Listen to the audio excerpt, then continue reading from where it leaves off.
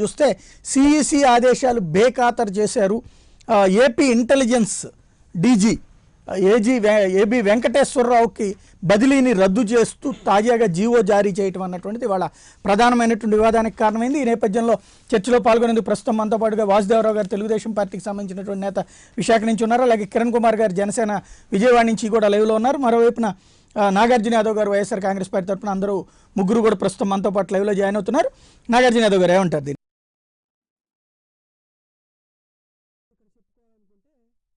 చంద్రబాబు నాయుడు గారు ఆంధ్రప్రదేశ్ రాష్ట్రంలో 13 జిల్లాలని అతని రాజ్యంగానే భావిస్తున్నారండి. వేరే ఉద్దేశం ఏమి లేదు. అంటే ఇదే నా వారసత్వంగా వచ్చింది, ఆంధ్రప్రదేశ్ రాష్ట్ర ముఖ్యమంత్రి పదవి అనేది నా జన్మ హక్కు అని మాట్లాడినట్లే అతని సంబోధన కానీ అతని వ్యవహార శైలి కానీ ఉంది. మేమేమడుగుతా ఉన్నాం, ఎన్నికల షెడ్యూల్ వచ్చిన తర్వాత ఎలక్షన్ కమిషన్కి కొన్ని విధి విధానాలు ఒక పద్ధతిలో ఉంటాయి. ఒక సామాన్య జర్నలిస్టు ఇచ్చినటువంటి ఎన్నో వార్తలను బేస్ చేసుకొని కూడా ఎన్నికల కమిషను అక్కడ అధికారులను బదిలీ చేసినటువంటి సంఘటనలు భారతదేశంలో కొన్ని వందలాది పరిస్థితుల్లో ఉన్నాయి.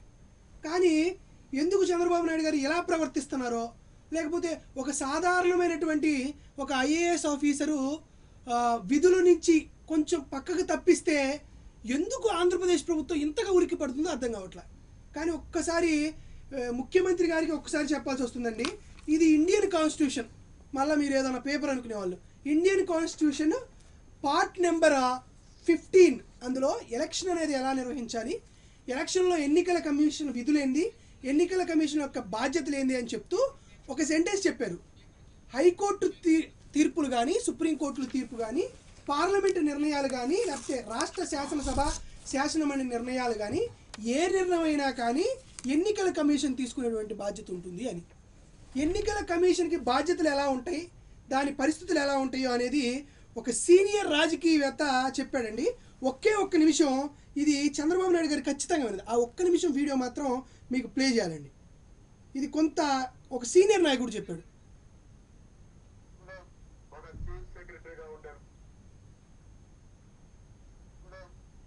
సీనియర్ నాయకులు 40 ఏళ్ల సుదీర్ఘ అనుభవం వ్యక్తి. ఎన్నికల నియమావళి ప్రకారం పనిచేయాల్సిన వ్యక్తి నియమావళిని ఉల్లంఘించేవాడిని ప్రవర్తిస్తున్నారు. ఆ విషయాలు కూడా ఎలక్షన్ కమిషన్ దృష్టి తీసుకెళ్లాం. ఇంకే పక్కన మీరు చూస్తే డీజీపీ, ఈ డీజీపీ ప్రమోషన్ ఇవ్వడమే అవుట్ ఆఫ్ ది వే ఇచ్చారు. ఈయన కంటే ముందు ఇద్దరు ఆఫీసర్లు ఉంటే వాళ్ళిద్దరిని సూపర్ సెట్ చేసి, మంచి ఆఫీసర్లు ఉంటే వాళ్ళు సూపర్ సెట్ చేసి ఈయనకి డీజీపీగా ఇచ్చారు. ఈయనకి డీజీపీగా ఇచ్చినప్పటి నుంచి ఈయన కావాలని చెప్పి కాంగ్రెస్ పార్టీని సహకరించే పరిస్థితి వచ్చింది, సపోర్ట్ చేసే పరిస్థితి వచ్చింది. ఏదో డీజీపీ కానీ, చీఫ్ సెక్రటరీ కానీ, కలెక్టర్స్ కానీ, ఎస్పీలు కానీ, ప్రభుత్వ యంత్రాంగం మొత్తం ఎన్నికల సమయంలో ఎన్నికల సంఘం కిందన పనిచేస్తారు తప్ప వీళ్ళు ముఖ్యమంత్రి కిందన పనిచేయరు. ఆ విషయం పూర్తిగా మర్చిపోతున్నారు.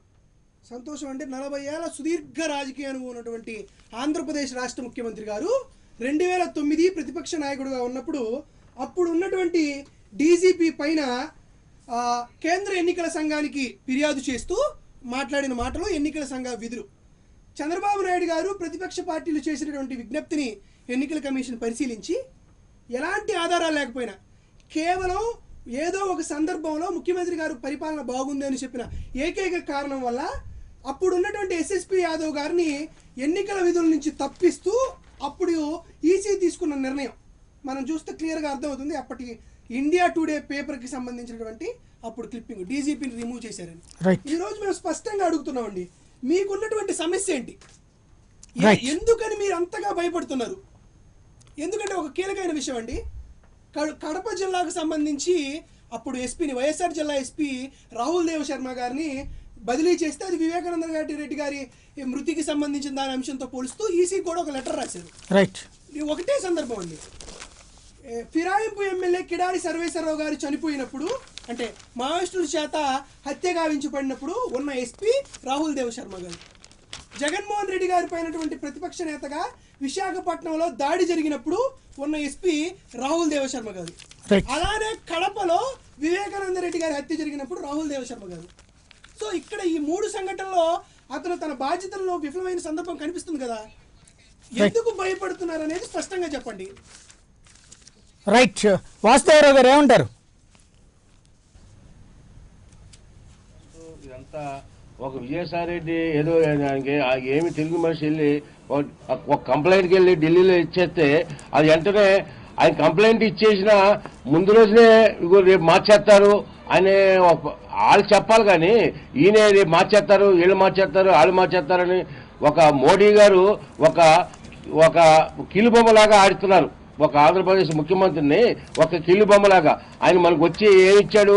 నీరు మట్టి ఇచ్చాడు. ఈ నీరు మట్టి ఇచ్చేస్తే మనకు అభివృద్ధి అయిపోద్దండి. ఈ అందరూ జగన్, విజయసాయి రెడ్డి, కేసీఆర్ ఒక కీలుబొమ్మలాగా ఒక చంద్రబాబు నాయుడు అభివృద్ధి కార్యక్రమాలు చూడలేక మొన్న బాబాయ్ ఎవరు పొద్దున్నే ఏ టీవీ వచ్చిందండి? టీవీ సాక్షి టీవీలో కదా వచ్చింది. బాత్రూంలో పడిపోయాడు, జారి పడిపోయాడు, వచ్చిందని ఆ టీవీ టీవీలో వచ్చినాయా? వాసుదేవరావు గారు ఒక పాయింట్ అండి. ఇప్పుడు మనం మర్డరు ఈ వ్యవహారాలన్నీ అయిపోయినాయి, ఆ విమర్శలు ఆ చర్చలన్నీ అయిపోయినాయి. ఇవాళ ప్రధాన అంశం ఒక్క మాట వినండి, అక్కడ మార్తా ఒక్క మాట వాసుదేవరావు గారు. ఇక్కడ మనం పాయింట్ మీద మాట్లాడుకున్నాం అనుకోండి, మీ వెర్షన్ ఏంటో వాళ్ళ వెర్షన్ ఏంటో ప్రజలకు వెళ్తుంది. ప్రజలు ఏం చేయాలన్నది వాళ్ళు నిర్ణయించుకుంటారు. ఇక్కడ మనకు కావాల్సింది ఒక పాయింట్ వినండి. ఒక్క నిమిషం వినండి, జస్ట్ ఒక్క నిమిషం వినండి. జస్ట్ వాసుదేవరావు గారు ఒక్క పాయింట్. ఇక్కడ ఎన్నికల సంఘాలు విచారణలు చెయ్యు. ఎన్నికల సంఘానికి ఎవరి మీదన్నా అనుమానం వ్యక్తం చేస్తా ఇస్తే కంప్లైంట్ వాళ్ళనే ఉద్యోగాలు ఒక మాట ప్లీజ్ లిజన్ ఒక్కసారి వినండి దయచేసి వినండి వాసుదేవరావు గారు ఒక్కసారి దయచేసి వినండి. ఇప్పుడు మీరు నాతో ఆర్గ్యూ చేస్తే ఉపయోగం లేదు కదా. జస్ట్ నేను అభిప్రాయం ఇక్కడ ఎక్స్ప్లెయిన్ చేస్తోంది. ఎన్నికల సంఘం అలా చేయాల్సి ఉంటుంది. ఇక్కడ సరే అధికారులు బదిలీ చేయడం అనేటువంటిది తప్పు పట్టడంలో ఎలాంటి అభ్యంతరం లేదు, అది మీకున్న హక్కు. కానీ నిన్న చంద్రబాబు నాయుడు గారు వాడినటువంటి పదం ఇందులో దీనికి సంబంధించి ఇక్కడ దారుణమైనటువంటి పని చేస్తున్నారు. కాపు సామాజిక వర్గానికి సంబంధించినటువంటి ఒక అధికారిని, మరొకటి వేరే కులానికి సంబంధించి ఆ కులాల బీసీ కులానికి సంబంధించినటువంటి అధికారిని ఎలా బదిలీ చేస్తారు అంటే ఇక్కడ అధికారిని కులం పేరుతో ఏ విధంగా ప్రస్తావిస్తారు? అప్పుడు ఆ లెక్కనైతే ఏబి వెంకటేశ్వరరావు గారు కమ్మ సామాజిక వర్గానికి సంబంధించినటువంటి వ్యక్తి కాబట్టి మీరు కాపాడుతున్నారని అనుకోవాలా? లేదండి, ఆయనకి కులాలతో లేదండి. మరి మిగతా వాళ్ళిద్దరు కులాలతో ఉందా? లేదండి, ఆయనకి ఏ కులాలతో సంబంధం లేదండి. ఆయన ఏకంగా అంటే యాదవ్ గారు అప్పుడు బీసీ కాబట్టి ఆయన బదిలీ చేయించారని అడుగుతున్నారు. లేదండి అలాంటి తప్పు పని చేయరండి. కులాలతో ఆయన ఎప్పుడు ఆడుకోరు. ఇప్పుడు వీళ్ళు వచ్చిన వాళ్ళు కులాలతో ఆడుకుని కులాలతో అదని ఈ పదం వినండి. మీకు మీ ఒక మాట ఈ పదం వినండి. మీకే అంటే ఆయన కులాలు వాడరు అన్నారు కదా, ఆయన వాడినటువంటి పదాన్ని వినిపిస్తున్నాను మీకు. ఇక్కడ కాపు కులానికి చెందిన శ్రీకాకుళం ఎస్పీ వెంకటరత్నం, ఎరుకుల కులానికి చెందిన శ్రీకాకుళం కలెక్టర్ బి రామారావుని వైసీపీ ఫిర్యాదుల ఆధారంగా ఎన్నికల సంఘం బాధ్యతల నుండి తప్పించిందని అన్నారు. ఎరుకుల కుటుంబ చరిత్రలోనే తొలి కలెక్టర్ రామారావుని బాధ్యతలు చేపట్టిన 48 గంటల్లో ఈసీ తప్పించిందని ఆవేదన వ్యక్తం చేశారు. ఏంటిది అంటే అధికారిని ఆ కులం అని చెప్పి ఆ ప్లేస్లో పెట్టారా? ఆ కులంలో ఉన్నటువంటి వాళ్ళు, నా లెక్కనైతే ఇప్పుడు కమ్మ సామాజిక వర్గానికి సంబంధించిన ఏబి వెంకటేశ్వరరావు గారిని కాపాడడానికి ఈ ముగ్గురు కులపు సామాజిక వర్గం వాళ్ళని ఆపడం కోసం అనేటువంటి పదాన్ని కులాల ప్రస్తావన స్వయంగా ఒక ముఖ్యమంత్రి చేయటం, అది కూడా అధికారికి కులం ఆపాదించడం, ఆ కులం ఆధారంగా అధికారి పనిచేస్తారని చెప్పడమా ప్రజలకి? ఏమిటిది ప్రాతిపదిక? ఆయనకున్నది ఒకటే కులం అండి, అభివృద్ధి కులమే ఒకటి. రైట్, అది మీకు ఈ పదం ఎవరైనా ఉంటారంటారు? చంద్రబాబు గారు అనకుండా వెనక నుంచి ఎవరన్నా మాడ్యులేషన్ ఇచ్చి ఉంటారంటారా? చంద్రబాబు నాయుడు గారు ఎప్పుడు కులాల గురించి ప్రసక్తి చేస్తారండి. ఇప్పుడు నేను చదివింది ఆయన స్పీచేనండి, ఆయన ఎప్పుడు కులాల వేరే పేపర్ లో కూడా రాలేదు, ఆంధ్రజ్యోతి పేపర్ లోనే వచ్చింది. ఆయన అభివృద్ధి చేసే మనిషే కానీ కులాలు ఆయన ఎప్పుడు కులాల గురించి ఎప్పుడు దేనికి ప్రశ్నిస్తారండి. ఇది ఆయన అన్నదంటారా కాదంటారా? లేదండి, అభివృద్ధి గురించి ఆయన కులం, అభివృద్ధి కులం ఆయనకి. నేను అడిగింది ఆయనే అన్నారంటారా, ఈ పదం లేకపోతే జ్యోతోళ్ళు కల్పించి రాశారంటారా? అంటే అది వేరే విషయం అండి. అదే మొక్క గురించి ఎప్పుడు ఎత్తరు ఆయన ఎప్పుడు కులాల గురించి ఎత్తరండి. అభివృద్ధి కులం ఆయనకి. ఇది ఎత్తలేదంటారా చంద్రబాబు గారు అంటున్నా నేను. ఎన్టీ రామారావు గారి నుంచి ఒకటే కులం, అభివృద్ధి కులం అండి. వాసుదేవరావు గారు లేదు పార్టీ. వాసుదేవరావు గారు చంద్రబాబు గారు చాలా మంచి ఆయన కులాలు ఎత్తరు, కరెక్టే. ఈ మాట ఆయన ఎత్తకుండా జ్యోతోళ్ళు రాశారా, లేకపోతే చంద్రబాబు గారు వెనక నుంచి ఎవరైనా డబ్బింగ్ ఇచ్చారా? డబ్బింగ్ అనేది మరి మీరు చూసుకోవాలి ఎవరన్నా పేపర్లో వచ్చింది వాళ్ళది, అది నేను అనేది. ఆయన డైరెక్ట్ గా మాట్లాడితే మీకు తెలిసిపోతుంది. ఆయన స్పీచ్ ఏనండి ఇది, ఆయన కులాల గురించి చెప్పాడు. ఆయన స్పీచ్ ఇది, నేను చదివి వినిపించింది మీకు. కులాల గురించి చెప్పాడు మాట్లాడారా? ఆయన ఎప్పుడు ఏ పాయింట్ మాట్లాడినా అభివృద్ధి అభివృద్ధి అభివృద్ధి, అంతేగాని కులాల గురించి ఎప్పుడు ఎత్తలేదు, ఎత్తను కూడా జీవితంలో. ఇప్పుడు ఈ పదం ఆయన అనలేదంటారు? అనలేదండి, ఒక్కసారి అనరు, జీవితంలో అనరు ఆయన. రైట్, జ్యోతోళ్ళు కల్పించి రాసి ఉంటారంటారు, అది వేరే విషయం అండి. అది రైట్. ఒక్కసారి మీరేమంటారు కిరణ్ గారు? నమస్కారం సాయి గారు. చంద్రబాబు నాయుడు గారి స్టేట్మెంట్స్ చూసినట్టయితే ప్రతి విషయంలోనూ ఆయన మాట కొద్దిగా తేడాగా కనిపిస్తున్నాయి. లాస్ట్ 2-3 ఇయర్స్గా మనం చూసినట్టయితే, లాస్ట్ 3 ఇయర్స్గా ప్రతి దాన్ని రైట్ ఫ్రమ్ మన స్పెషల్ కేటగిరీ స్టేటస్ నుంచి మొదలుపెట్టి, నేను ఆ మాట అంటున్నా అనుకోమాకండి, అంటే యూటర్న్ ప్లస్ అలాగే ప్రతి దాంట్లో కూడా ఆయన యొక్క భావం వ్యక్తపరిచే విధానం అనేది చాలా వింతగా తయారైంది. ఈ రోజున ఒక రాష్ట్ర ముఖ్యమంత్రి హోదాలో ఉన్న చంద్రబాబు నాయుడు గారు ఆయన చేసే పనులు ఎంత బాధాకరంగా ఉంటాయంటే, ప్రతి విషయంలో రైట్ ఫ్రమ్ సిబిఐని మేము రాష్ట్రంలోకి రానివ్వము అని ఒక గేట్ పెట్టుకున్నారు చూసారా, ఒక లిమిటేషన్ పెట్టుకున్నారు. ఇక్కడే ఆయన యొక్క వింత పోకడ కనబడుతుంది మనకి. ఈ రోజున కొన్ని స్వతంత్రంగా వ్యవహరించే కొన్ని సంస్థలు ఉంటాయి, కొన్ని విభాగాలు ఉన్నాయి. దాంట్లో భాగమే ఒకటి ఎలక్షన్ కమిషన్.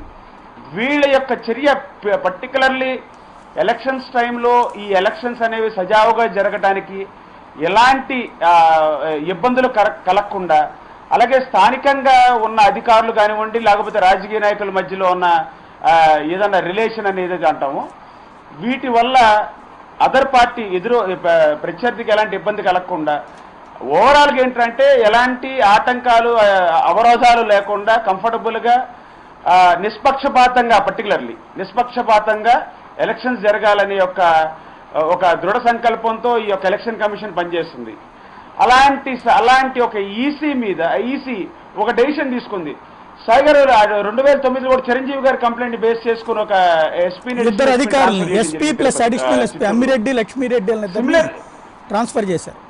అడిషనల్ ఎస్పీ విధుల నుండి వీళ్ళిద్దరిని ట్రాన్స్ఫర్ చేయడం జరిగింది. ఇప్పుడు దాన్ని బేస్ చేసుకొని మళ్ళీ దాన్ని ఏదో ఒక రాజకీయ పులిమి ప్రత్యర్థులు ఎవరు వచ్చి లేదు కావాలని చేశారంటే ఇది ఏంటంటే అపహాస్య పాలవటం తప్ప ఇంకో విషయం ఏమి ఉండదండి. చంద్రబాబు నాయుడు గారు కనీసం ఇప్పుడన్నా ఆయన యొక్క మెంటల్ స్టెబిలిటీని కాస్త కోల్పోకుండా వ్యవహరిస్తే బాగుంటుంది. ఈ రోజున to what extent it is possible అనేది మనం చెప్పలేం. కానీ అసలు ఈయన ఇలాంటి టైంలో ఎమర్జెన్సీ ఈ టైంలో ఈయన ముఖ్యమంత్రిగా ఉండటం కూడా డేంజరే అన్న వాదనని బలపరుస్తున్నారండి. ఈయన ఈసీ ఇచ్చిన ఆర్డర్స్ ని క్యాన్సిల్ చేస్తూ, ఈయన స్పెషల్ జీవో జారీ చేస్తూ ఇలాంటి పనులు చేయటం అనేది ఇప్పుడు ఈయనకి ఇంత ఉలికెందుకు అర్థం కావట్లా. మనం ప్రజాస్వామ్యంలో బ్యాటిల్లో ఫైట్ చేస్తున్నాం. ఎలక్షన్స్ లో తప్పకుండా ప్రజలు అనేవాళ్ళు వాళ్ళు ఎవరినైతే ఇష్టపడతారో, ఎవరినైతే యాక్సెప్ట్ చేస్తారో వాళ్ళకి ఓటేస్తారు. దాన్ని యాక్సెప్ట్ చేసే దమ్ము ధైర్యం మనకు ఉండాలి.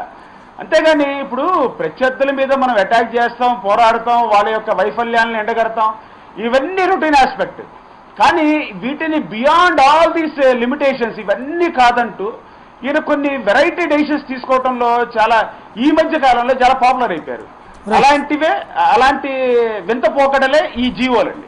సో ఇలాగా సడన్ గా ఒక ఈసీ తీసుకున్న డెసిషన్ నిన్ను కాదని చెప్పి ఈ రోజున నీ సొంత నిర్ణయాన్ని తీసుకుంటూ ఈ రోజున ఏబి వెంకటేశ్వరరావు గారిని మళ్ళీ రిటైన్ చేస్తున్నామని చెప్పడం, అలాగే కోర్టును అప్రోచ్ అవడం నిజంగా బాధ అనిపిస్తుందండి. వీళ్ళు ఎక్కడికి తీసుకెళ్లిపోతుంది ఈ తెలుగుదేశం ప్రభుత్వం కానివ్వండి, లేకపోతే చంద్రబాబు నాయుడు గారు కానీ. ఈయన యొక్క పరిపాలనా దక్షత అనుకుని చెప్పుకునే చంద్రబాబు నాయుడు గారు, 40 సంవత్సరాల ఇండస్ట్రీ చెప్పుకునే చంద్రబాబు నాయుడు గారు ఈ రోజున ఎక్కడికి వెళ్ళిపోతున్నారు, ఏం చేస్తున్నారు, అసలు ఈయన యొక్క పాలనా విధానంలో ఏంటి అంటే కేంద్ర ప్రభుత్వానికి వ్యతిరేకం. ఇప్పుడు పాలసీ విషయంలో మనం ఫైట్ చేయాలా, ఫైట్ చేసుకోవాలా, మన హక్కుని సాధించుకోవాలా. అసలు కేంద్ర ప్రభుత్వాన్ని వాళ్ళకి సంబంధించిన ఏ యాక్టివిటీ మనకి ఇక్కడ జరగడానికి వీల్లేదని తీసుకెళ్లిపోయి అలాంటి ఎలక్షన్ కమిషన్ అనేది స్వతంత్ర సార్ నేను ఇందాక ఫస్ట్ చెప్పాను కేంద్ర ప్రభుత్వం నేను అనట్లా స్వతంత్రంగా వ్యవహరించే ఒక ఒక విభాగం నేను దాన్ని కనపట్లేదండి. నేను ఇందా అంటే దీన్ని కూడా యాడ్ చేస్తున్నా, కేంద్ర ప్రభుత్వాన్ని కూడా యాడ్ చేస్తున్నా. అంటే నేను చెప్పొచ్చేది ఏంటంటే ఇలాంటి వింత పోకడతో ఉన్న చంద్రబాబు నాయుడు గారు రోజు రోజుకి తనకున్న క్రెడిబిలిటీని పోగొట్టుకుంటున్నారు. ఆంధ్ర రాష్ట్రంలో కదండి, దేశం ప్రతి ఒక్కళ్ళు చూస్తూ ఉంటారు, దేశం మొత్తం చూస్తూ ఉంటారంటే ఈయన క్రెడిబిలిటీ పోగొట్టుకున్నారని కనీసం ఇప్పటికన్నా ఆయన కొద్దిగా ఆయన వ్యవహార శైలి మార్చుకుంటే కొద్దిగా బాగుంటుంది అనేది మా ఉద్దేశం. రైట్, ఏమంటారు వాసుదేవరావు గారు? వస్తున్నా. ఒక ఎలక్షన్ కమిషన్ అనేది సెంట్రల్ లో ఏదుంటే అది తోలుబొమ్మలు ఆడుతూ కానీ అది నిజాలు ఏం తెలుసుకునే కమిషన్ కాదండి. అది సెంట్రల్లో మోడీ గారు ఏం చెప్తే అది చేసేది. ఇక్కడ మా విజయసాయి రెడ్డి కంప్లైంట్ ఇస్తాం, దాన్ని వెంటనే ఎక్స్పెక్ట్ ఆయనేమో రేపు తీసేస్తారని ఆయన చెప్తాం. అంటే అక్కడి నుంచి వచ్చిన వార్త కాదు, ముందుగానే నీకు కంప్లైంట్ ఇచ్చారు రేపు తీసేస్తారు. అది ఏంటో నిజాలు తెలుసుకుంటూ లేదు. విజయసాయి రెడ్డికి కంప్లైంట్ ఇచ్చారు, అది మంచో చెడ్డో అని ఆలోచన లేకుండానే వెంటనే వాళ్ళకి దాని మీద ఎంక్వైరీ లేదు, ఏమీ లేదు. ఇప్పుడు ఒక కంప్లైంట్ ఇస్తే దానికి ఏంటి ఎంక్వైరీ అనేది ఉంటుంది. అది చిన్న విషయం కాదు, అది ఒక చిన్న విషయం కాదు. అది వెంటనే ఈ కంప్లైంట్ ఇచ్చారో లేదో, ఆయన ఢిల్లీ నుంచి హైదరాబాద్ వచ్చారో లేదో ఆయన వెంటనే ఆర్డర్స్ వచ్చేసినాయి తీసేయమని. అది తోలుబొమ్మలాట్లాగా ఆడుతున్నారు కానీ ఏంటో అది దాని కారణాలు ఏంటో ఎందువల్ల తీయాల్సి వస్తుందో ఏం లేదు. కంప్లైంట్ ఇచ్చారు, చిన్నపిల్లలు చాక్లెట్ ఇచ్చాక ఊరుకున్నాం మేము ఏడవట్లేదు అన్నట్టుగా చేశారు. అది అంతే. ఒక్క నిమిషం అండి, ఏమంటారు? అంటే ఇక ఎడ్డం అన్నప్పుడు తెడ్డమని వాదించే వాళ్ళకి భారతదేశంలో ఎవరు సమాధానం చెప్పలేరు. మేమేం అడుగుతాం అన్న దాని విషయం మీద స్పష్టంగా మాకున్నటువంటి అవకాశాన్ని ఉపయోగించుకున్నాం. మీరు సిబిఐని మోడీ గారు చేస్తా అన్నారు, సరే ఎంతో కొంత ఉందేమో అనుకోవచ్చు. కోర్టులను కూడా మోడీ గారు చేస్తా అంటున్నారు. మరి మొన్నటిదాకా మీరు ఉన్నారు కదా, మీరు ఏమైనా చేశారంటే సమాధానం చెప్పరు. ఇప్పుడు ఏకంగా ఎన్నికల కమిషనర్ గారు కూడా సాయిరెడ్డి గారు చెప్తే మోడీ గారు చెప్తే ఆడుతుంది అని చెప్తున్నారు. అలా అయితే మేము ఈసీకి మరో కంప్లైంట్లు కూడా ఇచ్చాం. అంటే డీజీపీ గారిని, యోగానంద్ గారిని, ఓఎస్డీకి సంబంధించిన law and order Ghattamaneni Srinivasarao గారిని, అదేవిధంగా ప్రజాశాంతి పార్టీకి ఆ గుర్తు క్యాన్సిల్ చేయమని కూడా ఇచ్చాం. మరి అవన్నీ జరగలేదు కదా. మీరు చెప్పినట్టు మోడీ గారికి ఫోన్ చేసి చెప్తే అవన్నీ జరిగాయి కదా. మరొకటి, రేపు మోడీ గారికి సంబంధించి ఆయన దగ్గర ఉన్న ఇంటెలిజెన్స్ బ్యూరోని, ఐబీ చీఫ్ని తీసేయమంటే మోడీ గారు కూడా వచ్చి చొక్కా ఎగరేస్తే కుదరదు, ఖచ్చితంగా మోడీ గారు కూడా తీసివేయాల్సిందే. అది ఎన్నికల కమిషన్ గారికి సంబంధించిన విషయం. ఎన్నికల కమిషన్ ఈ ఉత్తర్వులు జారీ చేసిన వెంబటనే ఆంధ్రప్రదేశ్ ప్రభుత్వం ముందు బాగానే స్పందించిందండి. దానికి సంబంధించి జీవో నెంబర్ 716 దీంట్లో ముగ్గురు అధికారులను నిష్పక్షపాతంగా ముగ్గురిని రివ్యూ చేస్తూ తీసేస్తూ ఉత్తర్వులు జారీ చేసింది. దీని తర్వాత ఏం జరిగిందో తెలియదు కానీ చంద్రబాబు నాయుడు గారు జీవో నెంబర్ 721 అని మరొక జీవీ రిలీజ్ చేసి కేంద్ర ఎన్నికల కమిషనర్ కానీ రాష్ట్ర ఎన్నికల కమిషనర్ పరిధిలో డీజీ అంటే అడిషనల్ డీజీ అనే వ్యక్తి ఉండరు అని ఆయన ఒక జీవో రిలీజ్ చేశాడు. కనీస ఇంగిత జ్ఞానం ఉండి కనీస రాజ్యాంగం మీద కొంత అవగాహన ఉన్న ఏ వ్యక్తి అయినా కానీ ఈ జీవో అనేది దేనికి పనికిరాదని చెప్పచ్చు. అసలు నువ్వెవరో ఈసీకి అధికారాలు ఇచ్చేది ఏంది? ఇది అయిపోగానే ఎప్పుడైతే ఇది ఇవ్వగానే మళ్ళా ఇంతకు ముందు ఇచ్చినటువంటి జీవో నెంబర్ 716ని రద్దు చేస్తూ జీవో నెంబర్ 720 జారీ చేసి కేవలం ఐబీ వెంకటేశ్వరరావు గారిని కాకుండా మిగతా ఇద్దరిని రిలీవ్ చేస్తూ పంపించేసేస్తూ తీసుకున్నారు. నేను అడుగుతున్నా, ఒకవేళ ఈసీ తీసుకున్న నిర్ణయం తప్పుడు నిర్ణయం అయితే మీరు కోర్టుకు వెళ్ళారు కదా, కోర్టు తీర్పిచ్చేదాకా వెయిట్ చేయొచ్చు కదా. ఒకవేళ అయినా మీరు కాకపోయినా వీళ్ళిద్దరిని కూడా ఎందుకు సస్పెండ్ చేశారు? వీళ్ళిద్దరిని కూడా ఎందుకు పంపించారు? ముగ్గురిని కూడా అంతే అంటి పెట్టించుకోవచ్చు కదా. ఎందుకు ఐబీ వెంకటేశ్వరరావు గారు లేకుండా మేము ఎన్నికలకు వెళ్ళలేము, ఎన్నికల్లో ఓడిపోతున్నామని చెప్తున్నారు.